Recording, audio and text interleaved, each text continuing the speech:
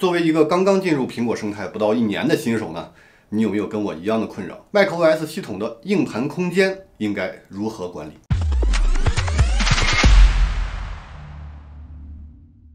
我是从去年 M1 芯片发布之后呢，就彻底的将我的主力工作电脑换成了 M1 芯片的 Mac mini。作为一个使用了10几年 Windows 系统的用户，刚刚换到 macOS， 直接就是懵逼的状态。常年使用 Windows 电脑养成的操作习惯和逻辑呢，让我过渡到 macOS 之初，感觉非常的难受，特别是磁盘管理。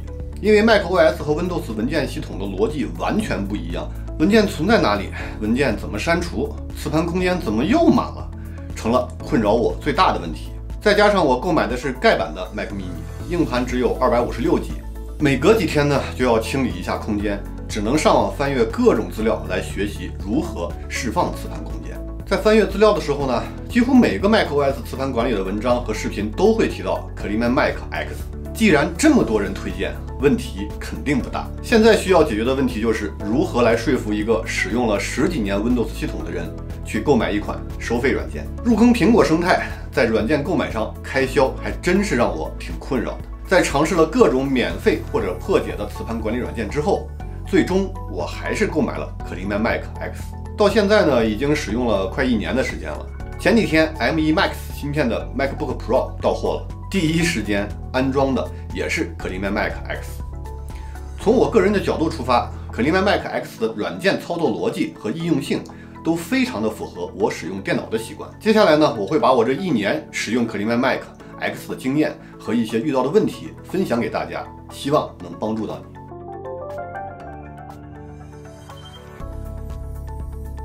用惯了 Windows 系统，这右下角每个小圆圈的确有点不太习惯。不管是使用360呢，还是电脑管家，我们常年都会使用这些软件对系统进行垃圾清理。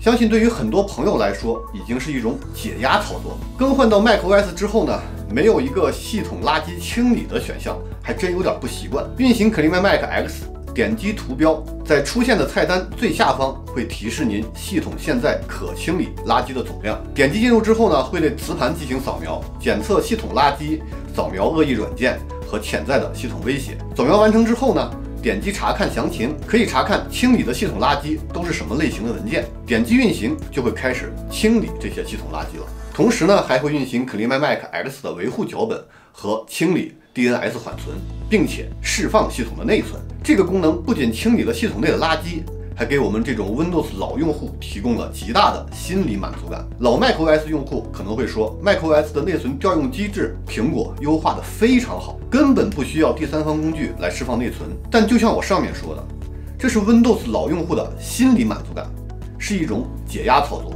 Cleanman Mac X 的清理功能呢，还提供了邮件附件的清理和废纸篓的清理，主要是清理存在本地的邮件附件和邮件存储在本地的图标等。自从开始做自媒体以来呢，我就一直在使用系统自带的邮件 App， 每天几十封邮件的接收，虽然占的资源并不多，但对于之前我256G 的磁盘空间来说，真的是寸土寸金呀。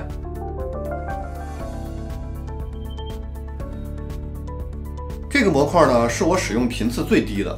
macOS 系统相对封闭的环境和苹果严格的审查机制，决定了 macOS 系统对于病毒和恶意软件的阻隔是有天然优势的。这也是很多朋友选择苹果电脑的原因。反正在这1年使用 Cleanman Mac X 的过程中呢，威胁和恶意软件从来没有扫描到过。这个模块我使用的最多的是隐私里面的移除浏览痕迹。点击扫描之后，可以看到 Cleanman Mac 可以清理系统应用、最近项目、浏览器、WiFi 网络等浏览的痕迹。如果你不想让别人知道你浏览过什么网站，又忘记了打开无痕浏览，这个功能绝对能帮到你。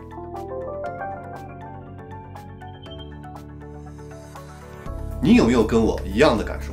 换到 macOS 系统之后，工作效率是有提升的。macOS 没有广告弹窗，没有硕大的软件提示。开启专注模式之后呢，会进一步的禁止各种系统的提示，沉浸感非常的好。工作中呢，是不需要分心去关闭这些乱七八糟的各种弹窗的，但是也是有例外的。就比如这个微软自动更新，总会自动的跳出来，工作中难免分心去查看。将自动下载关闭之后呢，依然无法解决。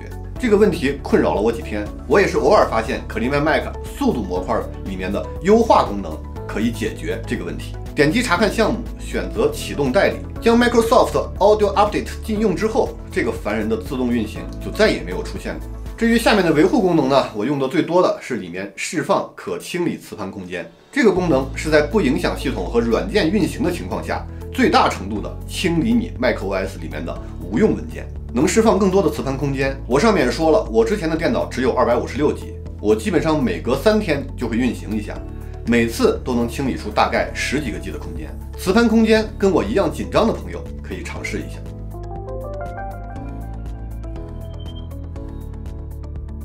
应用程序模块里用的最多的应该就是卸载器了，可以方便的卸载已经安装的软件，并提示你哪些软件你还未使用过。有些软件呢，的确是因为我们的好奇心才安装的，之后呢就从来没有使用过，还是尽早的卸载来释放空间吧。还有就是很多朋友删除软件是直接在应用程序内拖拽到废纸篓删除的，对吧？这样的话呢，系统内会留有软件的残留。CleanMyMac X 呢也会对这些已经删除的软件的残留进行扫描，方便我们清理。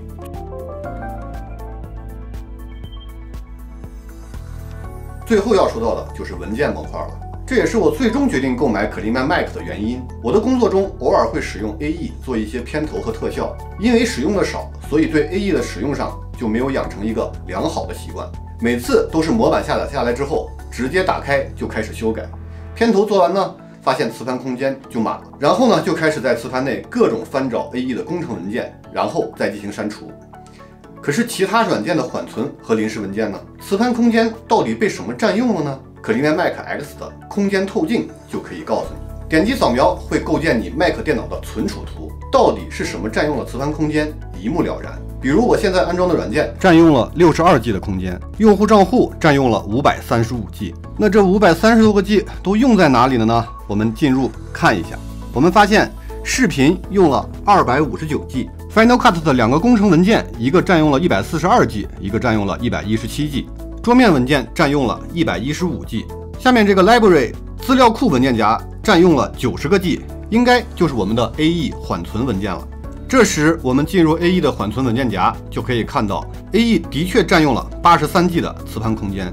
如果需要清理呢，将这个文件直接删除就可以了。接下来呢是大型和旧文件功能，点击扫描之后，会列举你磁盘内那些体积大和长时间未使用的文件。右键点击呢，还可以选择在访答中显示来确定文件的位置，方便我们快速定位这些文件和观察文件是否对我们有用，从而选择是否删除。至于最后这个碎纸机的功能，我是一次都没有用过。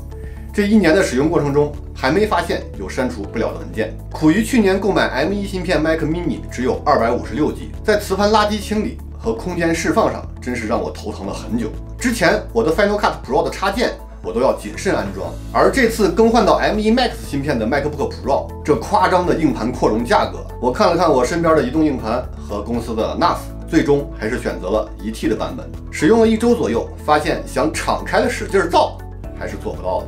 2个视频的工程文件空间基本就告急了，所以说从本质上还是跟之前使用 Mac mini 时没有太大的差别。在没有更便宜的硬盘扩容方案之前，CleanMyMac估计还会陪伴我很长的时间。